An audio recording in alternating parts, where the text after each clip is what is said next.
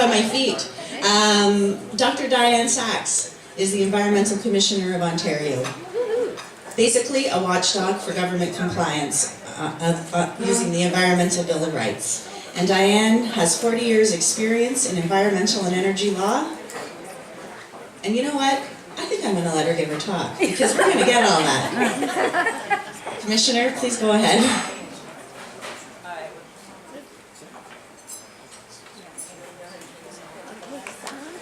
Does anybody? Okay, there we go. And hopefully there's a presentation. All right, my apologies to those of you who came for a quiet dinner and didn't know you were going to do this at all, right? You didn't know, right? Oh well. Anyway, so I'm going to try to talk very quickly, run through the presentation I made this morning. For those of you who saw this morning, you can check out it for 15 minutes because it's the same one, just only bits of it. Who I am and what I do, a little bit why I say that climate change changes everything, and a little bit about what you can do. So, who I am and what I do. Well, so the Honourable Bill Wildman is here today, and he is responsible for the Environmental Bill of Rights, which was passed in Ontario. And this is a very special statute. There are very few of this around the world. My position only has one other direct equivalent, and that's in New Zealand. And so if you're interested in learning about the Bill of Rights and the environmental rights that you have, how to use them, first of all, I encourage you to pick up these flyers, which are on the table by the door. Also, all the information is on our website, eco.on.ca, in both English and French. And so as the guardian of the Environmental Bill of Rights, I'm pleased to say that a huge improvement in government compliance with the bill since I was appointed Commissioner 2 years ago. The second thing that I do is I report to the Speaker and through him, through the MPPs, and through them to all of you, to provide fact-based, reliable facts and analysis on the three little topics: energy, environment, and climate. So I'm nonpartisan. I serve all three parties. They all appointed me together, but I'm not neutral on the issues. And so my objective is to provide a floor for public debate so that when the parties are discussing public policy, and they are going to disagree, and that's as it should be, but at least let's make public policy on the basis of facts and not on those other things which we hear happening in some jurisdictions. You can find all of our reports. I've got summaries of them. They're all on our website. That's where you can find them. And I'm going to skip the next slide. So basically, climate change changes everything. It changes everything we most care about. And if you don't remember anything else about my presentation or this report, which was my first climate report, it's summarized on there, but you can't see it. Is it as bad as we think? And the answer is, it's worse. And why? I'm going to tell you a little bit about that. But first of all, I have to ask everybody, working on climate change issues is hard. It takes a lot of energy, it takes a lot of time, it's incredibly difficult, there's lots of setbacks, and people can only keep doing it if you're doing it for someone you love.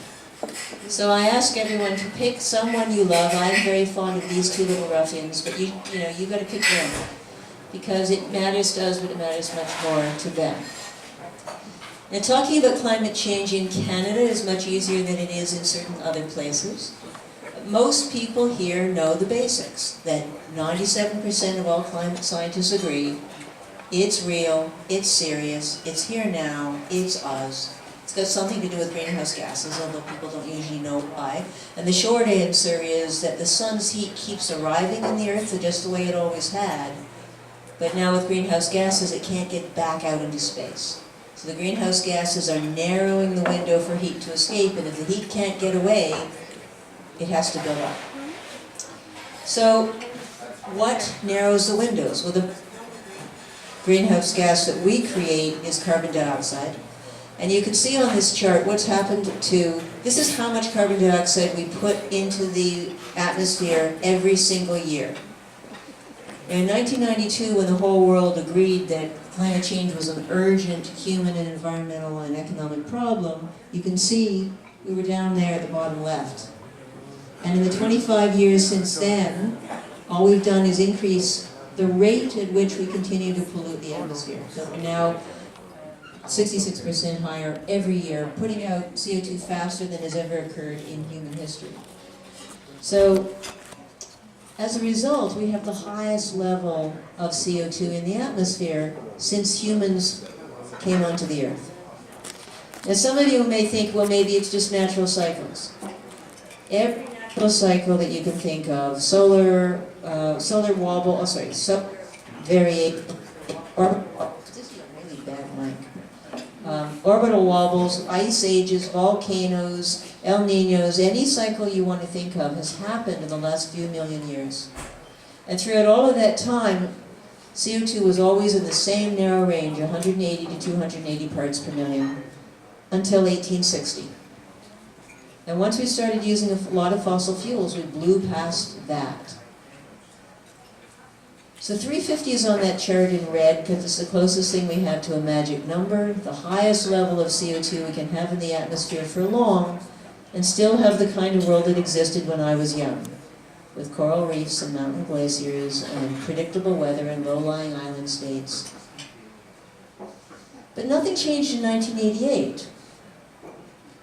The reason is that it takes about a generation after we put CO2 in the atmosphere before we start to experience the effects.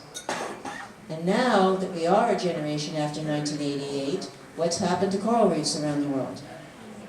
And mountain glaciers, and low-lying island states, and the streets of Miami, and predictable weather. So there's lots of details of climate change that are very complicated, but the basics are pretty straightforward. You pile up a lot of extra heat in the world and you change everything that matters. Now, what you can see here is we're not at 350 anymore. We're now permanently over 400. We hit 410 last year. For the first time since humans began. Now, I'm from an evidence-based profession. Lots of people here are probably from evidence-based professions, and there's only one place to get evidence, and it's in the past. And no one can tell us what it's going to be like for humans in a world where carbon dioxide is permanently over CO2, or permanently over 400, because it's never happened before. We are in completely uncharted territory. And we know it's going to take about a generation before we start feeling the effects of what we emitted today. But we know some things. This is 2016, the hottest year ever recorded since humans started recording temperatures. You can see the red areas are record heat. We blew away temperature records all around the world. We blew away temperature records for how many temperature records we blew away. The closest thing you can think about this is the whole world has a fever. And if you look, there's only a few places in the whole globe that are cooler than average. Can you see them? It's the ice caps melting and putting cold, fresh water on the oceans, which also changes the ocean currents. So normally, lots of people when they get bad news, they just want to hang on for normal to come back. Right? You know anybody who does that? Hangs on for normal to come back?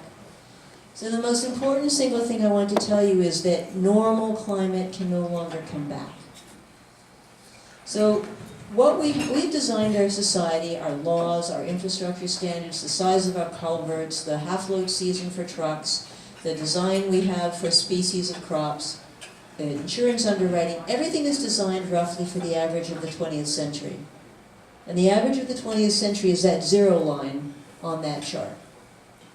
And you can see we don't live there anymore. And we cannot go back because we haven't experienced yet the extra warming that is coming from the CO2 we've already put in the atmosphere in the last generation. So we know that normal cannot come back. We are in uncharted territory. Now, everything I've said to you so far is about averages, and averages don't tell you the whole story. And it's one of the reasons that you won't hear me using the word global warming, is that people tend to think that global warming means it's always going to be warmer all the time, especially when we'd like it to be warmer, like last month. Right? And that's not what it means. It means that the average of the whole world is warmer, although not all the time and not in every place. because the real damage gets done with something else. So if your head's in the oven and you have third-degree burns and you're in the freezer and you've got frostbite, on average, how are you? You're very nice. If you're a statistician, everything is fine. But in fact, you're in the hospital with very serious injuries. It's not the averages that do the damage, it's the extremes. And what the biggest change climate change brings us, and the fastest, is the extremes. So you can see on the left a picture of a road in India last year melting in the sun. Now, the whole world average, the world is big, right? And so the extra heat added by climate change is added to a system that already has lots of ups and downs, there's lots of chaotic. So what you're seeing here is the average temperature of the whole world at the surface. And you can see it doesn't go up smoothly. It's very jagged. It's not like the CO2 measurement. And so sometimes you'll have years or 2 years, 3 years or 4 years in a row that are cooler than they were before. But in the long run, temperature is going to be driven by the greenhouse gases, and the greenhouse gases, as I've already shown you, keep going up. So we know temperature has to go up over time, and you can see it is going up over time. But what we feel when we walk around is the temperature in the air. And only 1% of the extra heat that's been trapped is in the air. Where's the rest of it? Most of it's in the water. About 93% of it's in the water. And if you look at that chart on the left, you can see that we started piling up extra heat in the oceans in my lifetime. This has all happened in my lifetime. And what happens when you warm up water? A couple of big things happen. It gets bigger, right? Warmer water takes up more space, just the way warmer air does. So when you warm up the ocean, what has to happen to sea level? Does it matter if you believe in it? No. Warmer water holds less oxygen, right? That's why cold water fish are different than warm water fish. Cold water holds more oxygen. Warm up the water, what happens to the oxygen levels? The third thing that happens when you warm up the water, there's a clue on the slide. Storms are heat engines. The more heat there is in the surface of the ocean, the faster and the more explosive the storms. So it's no coincidence that we're now getting the most ferocious storms ever recorded. That one might work better? That's all right. There you go. Hello? All right, that seems to work. So, do you remember that young person that you cared about? Anybody want that person in the car driven by someone who's been drinking? Hands up, please. Well, why not? Why don't you want them in that car? Because they're more likely to have a crash, right? And get hurt. How much more likely? Well, if they're about the legal limit, they're roughly 3 to 4 times more likely to have a crash. We don't want to put our kids in that situation. But extreme events in Canada and the United States have already tripled. And we haven't yet experienced the impacts of what we've emitted for the last generation. So our kids are locked into this with us, and we have already put them at much greater risk with more coming. Ontario is warming faster than the world average. I don't have time to give a lot of details about that. So it means when, not if. It means we're in for a lot of changes. Now you probably all know that we're already losing the ice roads, right? 37 communities in Ontario depend on the ice roads. They used to be reliable for months, now it's weeks. And some of that at half load. Wetter springs, faster melt, more floods, hotter, drier summers on average, storms, floods, droughts, forest fire, invasive species. All of these things are more likely. And also more changes in impacts on human health. We're already seeing more Lyme disease. We're already seeing more West Nile. We know that high heat is an increasing problem. We have extreme heat days, buildings that are, if you don't have air conditioning. So we've got higher heat worsens air quality, which has other kind of knock-on effects. So we are already starting to experience some of the impacts, and we know much more is ahead. That's the drought in the summer of 2016. In that red area, a lot of the fire wells went dry, so the fire departments had nowhere to get water to put out fires. 2017, we didn't have a drought problem. We had other issues. Now, another thing you might not have noticed this summer is You all saw on the news the fires in BC and in California, right? Did that affect us?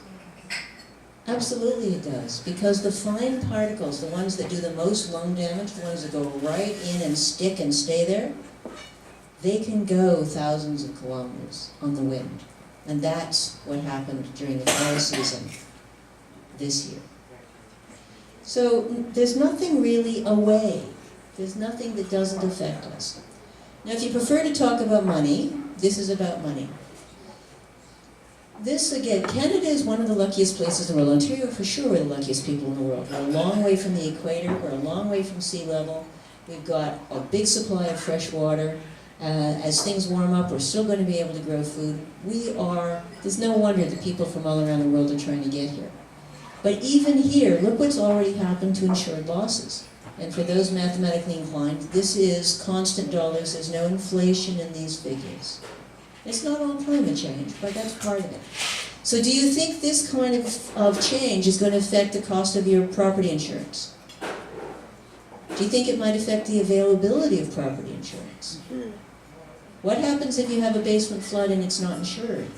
Well, Blair's going to tell us average cost about $43,000, right? How many people got $43,000 to spare for 1 or 2 floods? Okay, it's just a big. These implications are already huge. So I'm going to skip a batch of slides I don't have to talk about, but what else is there? So everything I've talked about so far is about the emissions that we are making now, or drinks, as the case may be. But that's not the only thing that's happening, right? There's also changes in the natural world because we have been making things warmer for so long. And so one of the things that I have to ask people is, how will we know if we're in a real crisis? How will we know when the moment has arrived, when this is the greatest emergency that we have? We're all busy with our lives and our kids and everything else we have to do. How would we know if we were in an emergency? And there are real tipping points in the world after which things can change very fast. So lots of natural cycles, lots of things that can start changing, but one of them to pay attention to is sea ice. So how much of the ocean is covered by ice? Why is that important? Because when the sun falls on ice, what happens to most of it? It's reflected. When the sun falls on open water, what happens to most of it? It's absorbed as heat. Right? So you have a feedback loop. The more we melt the ice, the more heat the oceans absorb. The more heat the oceans absorb, what happens to the ice? Right.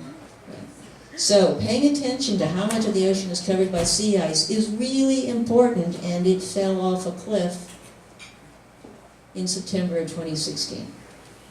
So what you're looking at is a summary of all the global sea ice coverage measurements ever taken, and you can see that for decade after decade, the amount of sea ice went down, but the pattern never broke.